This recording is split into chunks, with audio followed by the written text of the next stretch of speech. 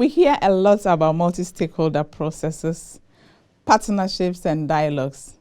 But what do these look like in reality at landscape level?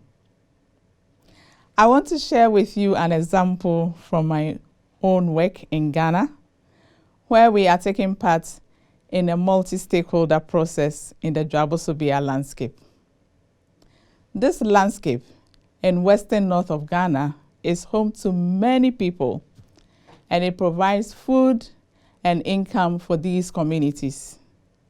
It is also a key area for cocoa production, which means that there is a lot of interest from cocoa and chocolate companies, as well as from the national government.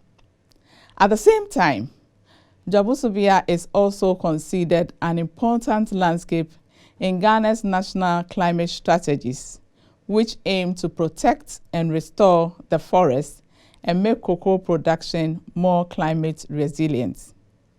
These are just a few examples of the different interests in the Dwabosobia, and there are many more. It is clear that many stakeholders have something to say about the future activities in this landscape.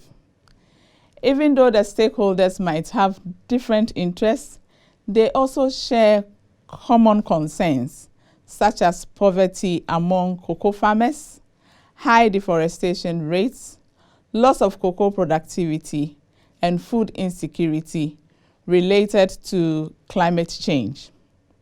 Clearly, these are complex issues, and no actor can solve these alone. People in the landscape realize that they need to work together to create a climate-smart landscape which takes into account these different interests and different capacities. Fortunately, there are different ways in which landscape actors come together, both formal and informal. The main structure for multi-stakeholder collaboration is the Landscape Management Board. This board was established to facilitate learning and undertaking actions. An example of learning is that we exchange good practices on sustainable cocoa farming and forest protection.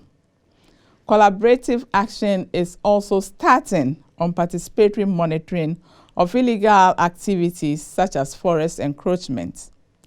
The Landscape Management Board was initiated by a consortium of organizations, including Tropinbos Ghana. The Landscape Management Board consists of all key stakeholders in the landscape, such as community, farmers, traditional authorities, representatives of women and youth groups, government actors, companies, and civil society organizations. In developing this management board, we have built on existing structures for collaboration in the landscape. For example, the community-based organizations that are already collectively managing their natural resources. In establishing the landscape board, we realized that it was important to create shared ownership among the landscape actors. Therefore, the board has decided to rotate the chairperson of the landscape board. This way, we encourage collaborative leadership.